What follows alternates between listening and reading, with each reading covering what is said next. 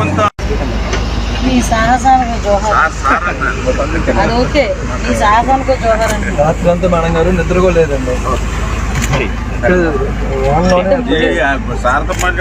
అదే మీకు వండుతానని తెలుసు కానీ మరీ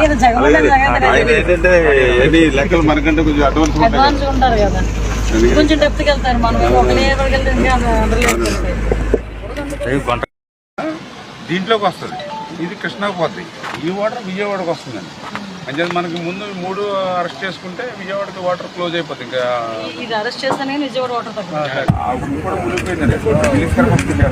3 బ్రీచెస్ ఇక్కడ ఏర్పడిన బ్రీచెస్ పనులన్నీ కూడా చాలా దగ్గరుండి చూసుకోమని నారా చంద్రబాబు నాయుడు గారి ఆదేశాల మేరకు ఇరిగేషన్ మినిస్టర్ గారు నిమ్మల రామానాయుడు గారు గత 3 రోజులుగా రాత్రి పగలు ఇక్కడే ఉండి ఎట్టి పరిస్థితుల్లోనే ఈ వాటర్ ఫ్లోని ఆపాలి, వాటర్ ఫ్లోని అరికట్టాలి, ఇక్కడ అరికడితేనే కానీ అక్కడ విజయవాడకు వచ్చే ఆ ముంపు అన్నది తగ్గదు అనే ఉద్దేశంతో నిద్రాహారాలు మాని నాయకుడి తాలూకా ఆదేశాల మేరకు ఇల్లు వాకిలి వదిలి ఇదే గట్టు మీద నిద్రాహారాలు మానున్న నిమ్మల రామానాయుడు గారికి ప్రత్యేకంగా నేను ఆంధ్రప్రదేశ్ ప్రజలందరి తరఫున డిజాస్టర్ మేనేజ్మెంట్ తరఫున ధన్యవాదాలు, నమస్కారాలు తెలియజేసుకోవాలి.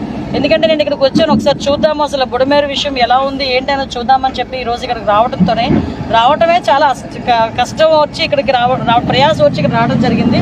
ఇక్కడికి వచ్చిన తర్వాత ఇక్కడ వర్క్ చూస్తూ ఉంటే అసలు నిజంగా ఇలాంటి వర్క్ ఉన్న చోటికి జగన్మోహన్ రెడ్డిని ఒక్కసారి ఇక్కడ తీసుకురావాలి.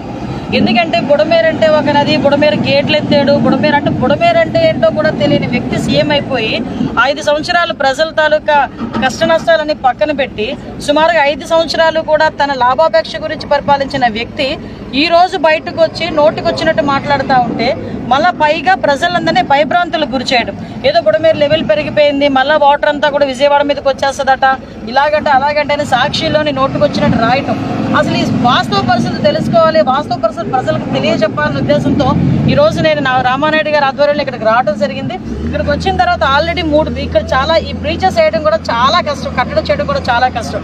ఎందుకంటే మొత్తం లూజ్ సాయిల్, ఈ లూజ్ సాయిల్ మీద వెహికల్స్ రావడం కూడా చాలా కష్టమైన పరిస్థితుల్లో ఎట్టి పరిస్థితుల్లోని కూడా ఇటువైపు అక్కడ బ్రీచ్ క్లోజ్ చేయాలనే ఉద్దేశంతో ఒక బ్రీచ్ ఆల్రెడీ క్లోజ్ చేసి సక్సెస్ఫుల్గా పూర్తి చేయడం, ఈరోజు ఈవినింగ్ కల్లా మళ్ళీ 2వ బ్రీచ్ పూర్తి చేయడానికి సమాయత్తం అవ్వడం, 3వ బ్రిడ్జ్ కూడా పూర్తి చేసి ఈ రోజు నేను ఇక్కడ నుంచి కదులుతానని చెప్పి ఇరిగేషన్ మినిస్టర్ గారు కానీ అధికారులందరూ కూడా దీనికి సమాయత్తం అవడం, ఇవన్నీ చూస్తూ ఉంటే చంద్రబాబు నాయుడు గారి తాలూకా చిత్తశుద్ధి, ఎన్డీఏ తాలూకా చిత్తశుద్ధి కనిపిస్తూ ఉంది.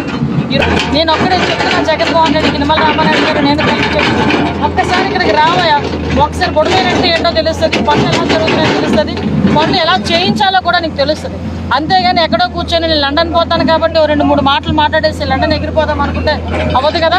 ఈరోజు ఒకటే చెప్తున్నాం, నాయకుడు చిత్తశుద్ధి ఉంది, ఆ నాయకుడు కింద పనిచేస్తున్న మా మంత్రులందరికీ చిత్తశుద్ధి ఉంది, ఎమ్మెల్యేలందరికీ చిత్తశుద్ధి ఉంది, ఓవరాల్గా ఎన్డీఏ కూటమికి చిత్తశుద్ధి ఉంది.